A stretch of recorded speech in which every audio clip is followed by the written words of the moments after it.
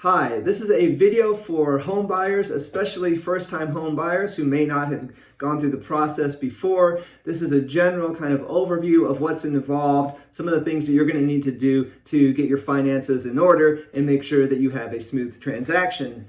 My name is John Pena. I'm a real estate agent with eXp, and the first thing that you're going to need to do is you're going to need to approach a lender and get a pre-approval. Now, of course, if you're paying with cash, then none of this really matters because cash is king and you're not going to need to do much of these steps.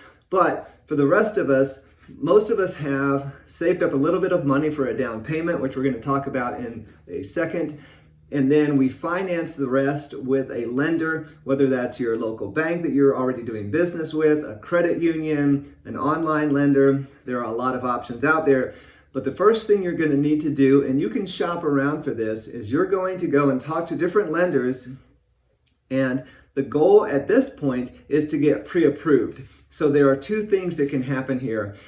When you're serious about buying a home, you can go to a lender and you can get what's called a pre-qualification letter.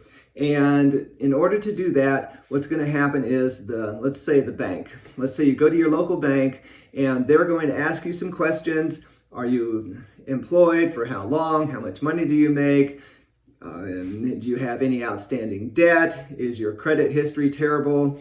And with that information, more or less, they're going to be able to say, okay, we feel comfortable giving you a pre-qualification letter, which says essentially that as of right now, we haven't looked into this person in depth, but as of right now, it looks like this person would be eligible for a loan, perhaps in this amount.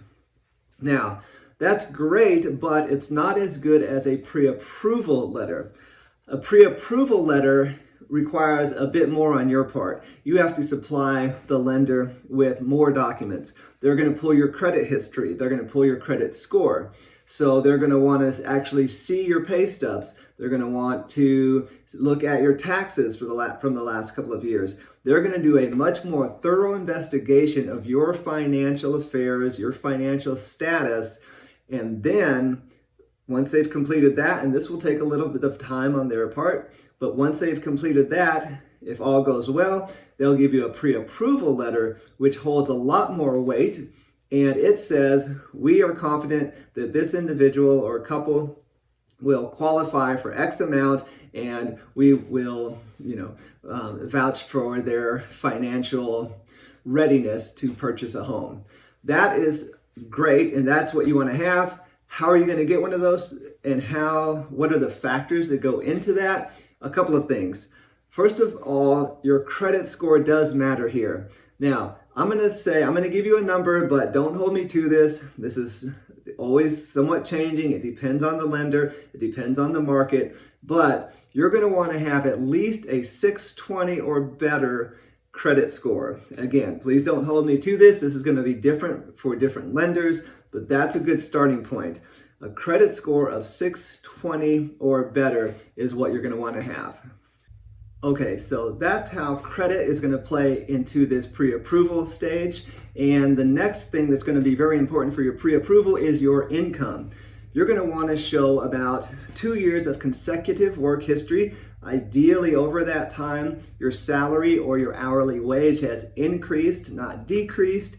And you're going to want to be able to hopefully show the lender that for the next 3 years, for the foreseeable next 3 years, your job is steady. You're not going to lose your job. You're not in some kind of industry where people are getting fired consistently, but it looks like to the lender, your job is steady. It's not in jeopardy of going away. You're not in jeopardy of being laid off. You're not in jeopardy of being fired or anything like that. So income, as you can well imagine, because this is the main way that you're going to pay the lender back, income is very important. So you'll want to be able to show proof of income. And the next thing that they're going to look at in this pre-approval stage is your debt. Some debt is okay, like student loan debt is usually looked upon in a more favorable light than, say, credit card debt. Because credit card debt, you're paying a really high interest rate, and if, like I said before, if you've maxed out a credit card or two, that's not going to look good on your behalf. So what may happen is you may go into this trying to get a pre-approval, and the lender may deny it, and you may have to then go back and clean up some of your finances. By cleaning up your finances, I mean you might have to pay off some of that high interest rate credit card debt.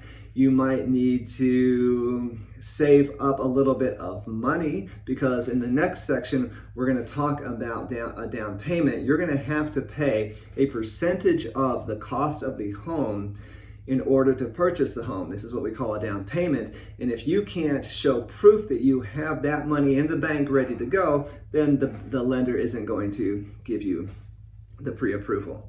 So the first step for a home buyer, especially a first-time home buyer, is you're going to go to a lender, and you can shop around. You can go to as many lenders as you want, and they're going to want to see your credit score and credit history. They're going to want to see proof of income, and they're also going to want to take a look at your debt. So if you get past that initial hurdle, then congratulations, and that is a big step, and you ought to feel great about yourself at that point, because you've probably done some work leading up to this to get yourself into that financial standing so that you can get that pre-approval, and that's a pretty exciting point. The next step after that is the fun part is starting to look at homes, because now you have a pre-approval letter. Now you know how much money you're going to be able to spend on a home. So if the bank says, okay, you're good for $250,000, there you go. Then you're not going to be looking at houses that cost $300,000, because you can't afford that, and you will not be able to buy that, and you'll just get your hopes up by looking at too much house that you can actually afford. So the pre-approval also helps you and your real estate agent narrow down to the price point that you can realistically start looking at.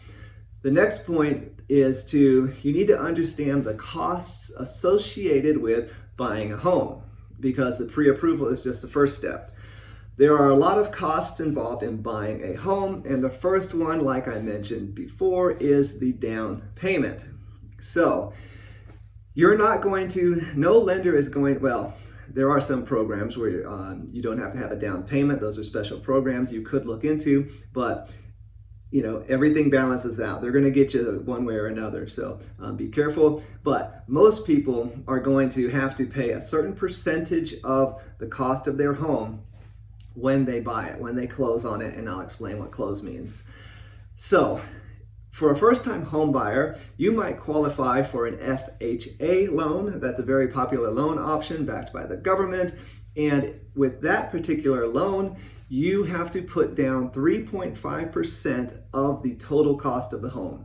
So if you bought a home that cost $100,000, your down payment would be $3,500. If you bought a home for $200,000, your down payment would be $7,000. So at closing, you would have to come to the table with that $7,000 in that example. So let's explain what closing is. When you find a home and you put an offer on the home and the seller accepts your offer, you have what is called an executed contract. So that means that you and the seller, you're the buyer, you and the seller have an executed contract, and if all things go well, in 30 to 60 days, you're going to close on the home. Closing happens, that's the moment when all of the legwork, all of the paperwork has been done, and there's a lot of it to be had, but all of that work has been done, and that's when the money will transfer from the lender to the seller, so the seller will get their money, and that's also the moment when you will pay your closing costs, which include the down payment and these other fees that we're going to explain here in a second. That's also the moment where all the documents get signed, and essentially you're given the keys to your brand new home, and title transfers from the seller to the buyer, and now you are the official homeowner. So that's a pretty awesome moment.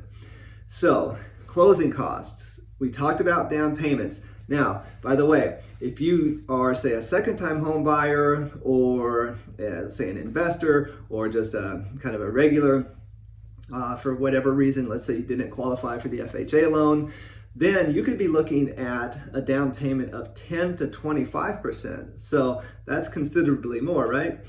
For a $200,000 home, 10% is going to be $20,000, 25%, $50,000. So that's a lot more money. So if, that's another reason why you look and you start this process early to see what kind of loan you're going to qualify for, so that you can realize whether or not you have enough money saved up in order to actually make the transaction happen.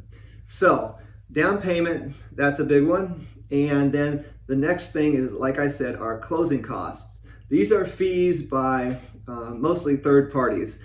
So the lender isn't going to, yes, they're making money off of you because you're going to pay interest on this money that they lend you. So you're going to pay, if a lender gives you $100,000 and you agree to finance that over 30 years, you're going to end up paying a lot more than $100,000 because you're going to pay interest, and that interest is going to accumulate upwards of $300,000, $400,000 when it's all added together. So if you never sell that home, you pay off that loan in 30 years, you will be paying significantly more than $100,000. That stinks, but that's the reality of, basically a bank agreeing to give you $100,000, right? So there's a lot of the lenders, though, they're also, not only are they going to stick it to you on interest, they're also going to charge you things like what are called loan origination fees for them doing all the paperwork and gathering all of your information. And, so you're going to pay fees to them in closing costs. A title company is involved because a title company handles kind of the legal side of the transfer of home ownership from the seller to you, right? So there's a lot of legalese involved, lots of documents, lots of background checking. You want to make sure that when you buy the home and they give you the title to the home, or they hold it on your behalf, depending what state you're in, you want to make sure that some long lost cousin of the person who owned the home 50 years ago and was actually granted some kind of inheritance on the home isn't going to come and say, hey, wait a second, I've got this old document that says my grandma gave me this as part of my inheritance when she owned this house, and we forgot about it, but we digged it out of a safe, and now it actually turns out that this is our house and we want it back, right? The title company, they're going to research that title to make sure that those types of things don't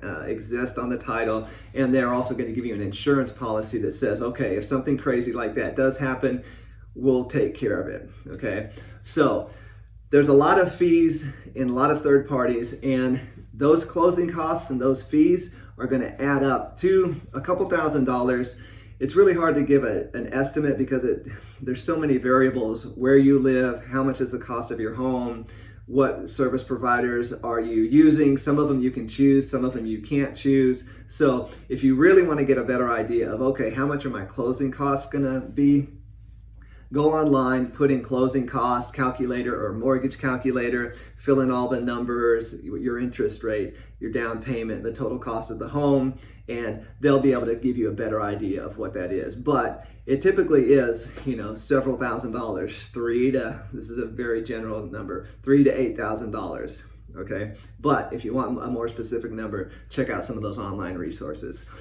You're also going to make sure you're going to have to pay for a home insurance policy. You're going to have to get set up with escrow, which is going to hold money so that at the end of the year when you pay your property taxes, that money has already been saved up and everyone knows you're good for it, and those get paid automatically. So there's a lot of fees that go into this. So I just want you to be aware of all of that. So it sounds a little bit scary, but owning a home is still one of the best ways to build financial wealth. When is the best time to buy a home? Right now. This is September of 2020, when we're in this the pandemic, and it's pretty much a seller's market. There's low inventory, listing prices are up, So why is now the best time to buy a home? Because the best time to buy a home is always basically right now, because home prices are always appreciating. They're always going up. So if somebody says, you should wait a year to buy a home, go ahead, wait a year, but homes are going to be more expensive. So that's also what makes owning a home such a great investment, is because it's a steady investment source. It is constantly, consistently appreciating, unlike, say, stocks that are maybe going up and down, or other commodities or what have you. So, little scary, but is it worth it? Absolutely. Otherwise, what are you doing? You're throwing away $15,000 to $20,000 a year in rent, right? And you could be putting that money could become equity in your home. And so when you sell a home, all that equity that you paid in on principal is getting returned to you when you sell the home. So the American dream, still alive. That's closing costs in a nutshell. Now, there are going to be some other costs involved here. If you're moving from out of state, you're going to have moving expenses, right? You're also going to have the expense of what's called earnest money. So whenever you put an offer on a home with that seller, you're going to have to put down $500 to $1,000 typically of what is called earnest money. And that basically shows the seller that, hey, I'm serious about making this transaction happen. I'm not going to just back out for some crazy reason, even though there are ways that you can back out if certain things don't happen the way you like them. But earnest money is gonna come back to you at closing. So it's not like you just give that money to the seller and it's gone, unless you back out in a not cool kind of way. Then you might have to forfeit that money. But so that's a little bit of money that you're going to have. You're also going to have a couple $100 ready to go to pay for a home inspection. And you definitely want to do a home inspection, because when you buy a home, you want to have a professional go in there and make sure that that home doesn't have some significant damage that's going to cost you a lot of money in the long run. Like if there was some kind of issue with the foundation, that could be a serious game changer, where you could say, oh, I didn't see this, I didn't know about this, I'm out, no thanks, right? So this is when having a real estate agent really pays off, right? So home inspections, potentially there's going to be an appraisal that you could potentially have to pay for. This is when the lender sends out somebody to look at the home to say that, okay, you're going to give this person $100,000 for this house. Okay, that seems reasonable. The house is worth $100,000, so go for it. If the appraiser comes back and says the house is only worth $75,000, then the lender's going to be like, whoa, pump the brakes. Maybe not. So there are definitely other little expenses that you're going to want to be ready to pay for. So between the down payment and your closing costs and these other fees, you definitely are going to have some money in the bank, money ready to go. Okay, so a couple of tips for people who are serious about entering into this home buying process.